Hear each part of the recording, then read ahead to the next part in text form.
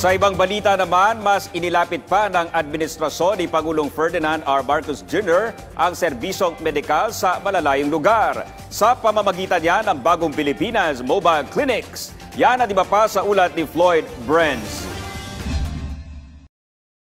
Pinangunahan ni Pangulong Ferdinand R. Marcos Jr.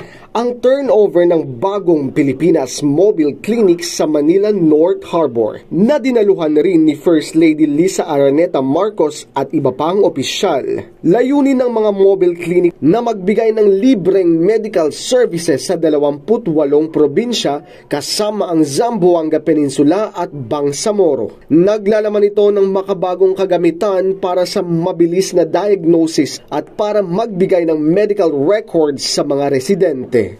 Ang mga mobile clinic na ito ay bahagi ng ating malawak ng pangmatagalang plano sa ilalim ng Health Sector 8-Point Action Agenda.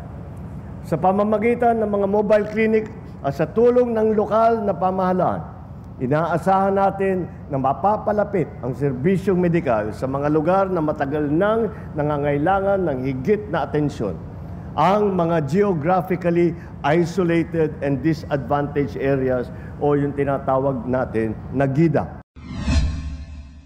Nakakaraming Pilipino ang nagsabing bumuti ang lagay ng kanilang buhay kumpara noong nakaraang taon. Ito ay batay sa survey ng social weather stations na isinagawa mula June 23 hanggang July 1. Sa survey, lumabas na 39% ng respondents ang nagpahayag ng positibong pananaw sa kanilang pamumuhay, habang 23% ang nagsabing lumala ito at 37% ang nagsabing walang pagbabago. Samantala, nakakuha din ng excellent score ang bilang ng mga pamilyang Pilipino na hindi itinuturing na mahirap ang kanilang mga sarili, habang positive 9 naman o high sa mga itinuturing ang kanilang mga sarili na mahihirap. Nagpasalamat naman si Pangulong Ferdinand R. Marcos Jr. sabay sabing itinuturing niya ang survey bilang hamon. Samantala, nagsagawa ng Run After Contribution Evaders ang SSS